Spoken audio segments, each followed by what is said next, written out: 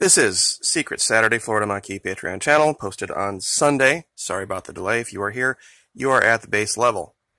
There is, of course, a lot going on with the situation in Venezuela, and being a human being, I also have a life here, and doing 7 videos a week on YouTube and 5 here is starting to catch up with my ability to schedule it all and do the research. So thank you so much for your patience. This part of my Patreon channel is about training. It is about basic, fundamental psychological operations techniques that you need to know before you can even begin to try to dissect what the mainstream media is doing. Now, this is an image related to what they call confirmation bias. That means if you've already decided that you believe a certain thing, you are very likely to find that thing on whatever search engine you use and then promote that. Now, on top of that, most search engines have AI attached to it, meaning that when you go look at things, you're more than likely to see things shown to you, promoted to you, that agree with that as well, reinforcing your confirmation bias. What, of course, that has to do with Venezuela is that when you see things like Maduro is a dictator or socialism causes poverty, when you start clicking on links that say that, Google is going to show you more links that agree with that. You will see less things that contradict or call into question your belief. That's why it's very, very hard. Now, there's also a thing called causation correlation fallacy. And I brought up a bunch of examples of this here. Like, for example, germs cause bad smell. Germs cause diseases. Do bad smells cause disease? No, they just correlate. What that has to do with current mainstream media? 2014. Chavez died, Maduro took over, and then all of a sudden there were problems in their economy. So, of course, you would think, I see, Maduro took over, that caused the problems in the economy in Venezuela. Not true. Here's another example of causation correlation. Causation, 100% of people who don't breathe die. 100% of people who breathe eventually die. So breathing and not breathing both causes death. That's the fallacy that we run into. Nothing changed. When the guy on the left passed away and the guy on the right passed away, guy on the left took over, literally nothing changed in the style of government in that country that would have led to such a catastrophic failure. But this is what the U.S. has tried to make you believe while hiding this information and showing its effect on the world. When we lifted our ban on oil exports, it absolutely glutted an already oversaturated market, causing a collapse in the price of oil. And while every other country in the world had to seek out bank loans to make up the difference, Venezuela was prohibited from doing so by the United States. That's what caused the starvation. That's what caused the problems. Period. End of subject. And this is what even those who are trying to defend Nicolas Maduro are not reporting. They're saying, well, no, he's not the cause. He's not the cause. They're not telling you what is the cause in order to shoot the story down, because they aren't trained in logic fallacies. This is a basic fundamental one. Correlation is not causation. Just because two things happen within a period of time doesn't mean that one is related to the other or one caused one caused the other. Still fighting a little bit of a cold. You can go and Google socialism and poverty, and you can find all sorts of memes and they've been going on for decades and decades and decades. Talk radio has fomented this, even though it's been clearly proven to be false given the amount of socialism that exists in the United States. We should have failed long ago. And capitalism does not lift people out of poverty. Case in point, Africa, one of the most capitalist, market-driven continents on the planet, but when left unbridled and not controlled, it completely turns into a military pseudo-fascist state, which we were well on our way to becoming before everything changed at the beginning part of this century. Some say that the Great Depression, was the best thing that ever happened to us, so that we could slow down and begin to use government the way it was supposed to be used. The reason I have this chart up in front of you right now, it can show how two totally irrelevant things can correlate data-wise. Somehow spending on science, space, and technology correlates with suicides by hanging, strangulation, and suffocation. It's just sometimes random data points correlate that are not causational. This is the issue in Venezuela.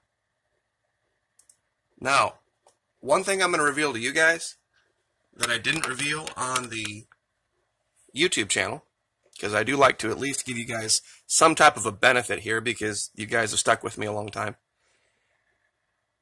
There was this article out about this video where it showed a hooded figure walking into a hotel meeting with a guy named Diosdado Cabello.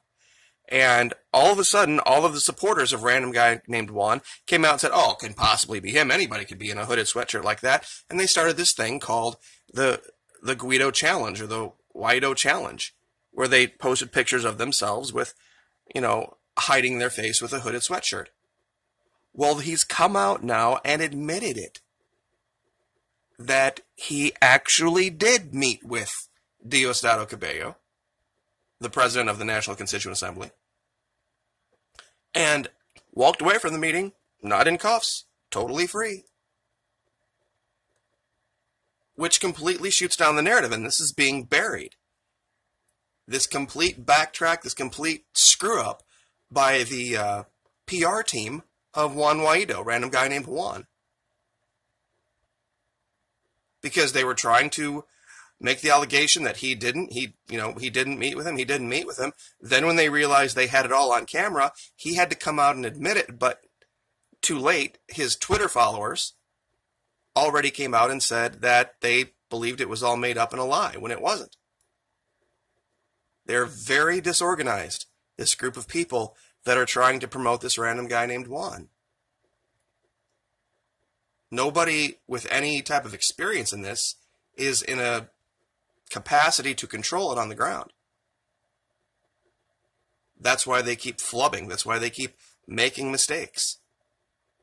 These 23rd of January protests were the biggest failure of the protesters. And it's not because a whole bunch of people didn't show up.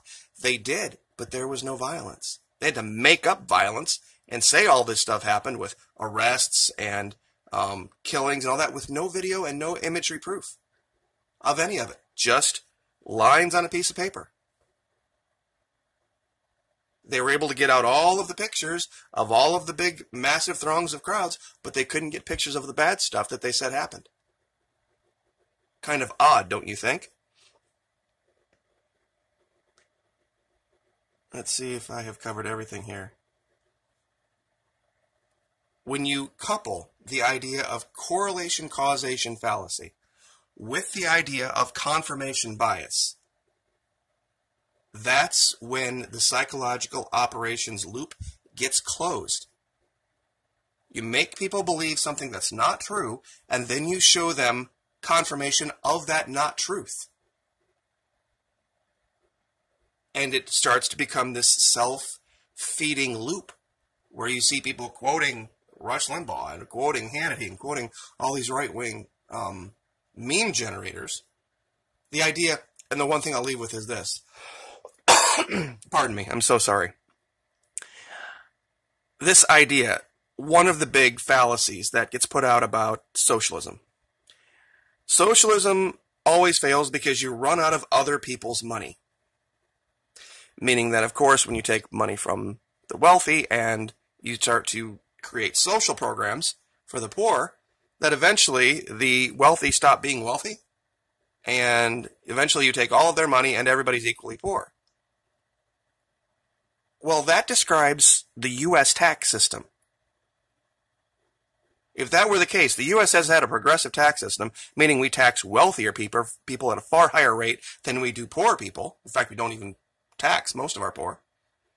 We should have long ago failed. We should have long ago run out of quote-unquote other people's money, shouldn't we? But what have we seen? The exact opposite. The wealthy in this country have gotten far wealthier than they were 20 years, 30 or 40 years ago. And what have we seen from the poor? A lot of people don't remember what being poor in this country meant in 1910, 1912, 1915. That means you died when you were 30 or 35 years old. Usually penniless and alone, and the state threw you in a hole. We have Social Security now.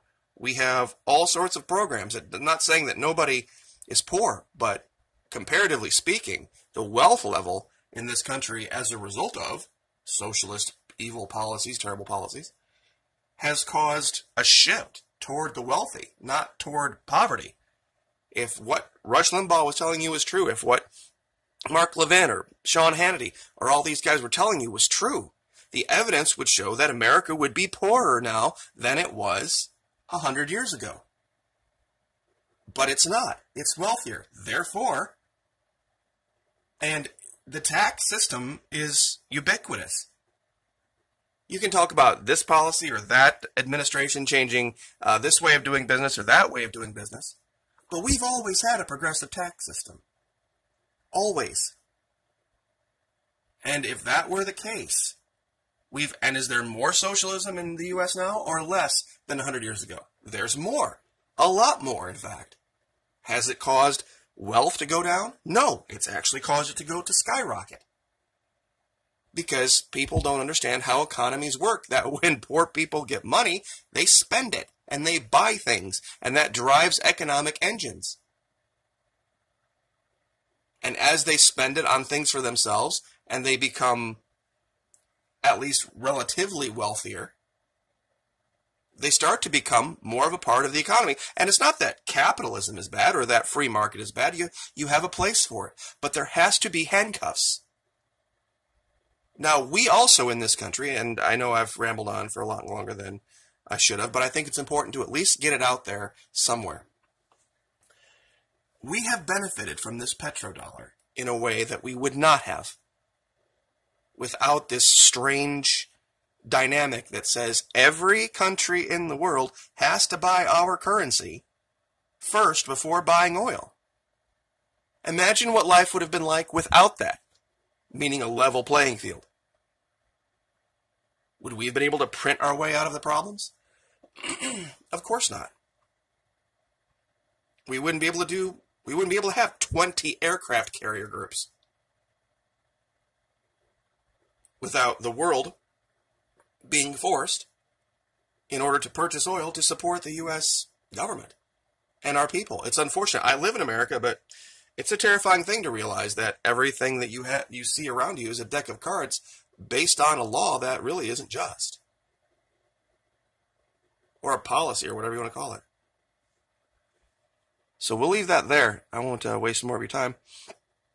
But I will, of course, I know today is Sunday, and it's supposed to be Roundtable Sunday. I'm going to, of course, do a Roundtable joint brief tomorrow with McKee Masters, because there really is no delineation anymore, and I'm very much thinking about changing the subscription levels down to 3 instead of 5. We're going to have a basic level of PSYOP, an advanced level of PSYOP, and then we'll have a PSYOP discussion. And we'll just make it 1, 5, and 10, I think is what we're going to do. Save some people some money and take a little bit of heat off me, because I just don't feel like I have the ability at this point to give you guys what you're paying for at 5 different levels with what's going on at YouTube. So we'll leave it there. Thank you so much. Secret Saturday postponed on Sunday. Like, share, subscribe. We'll see you next time.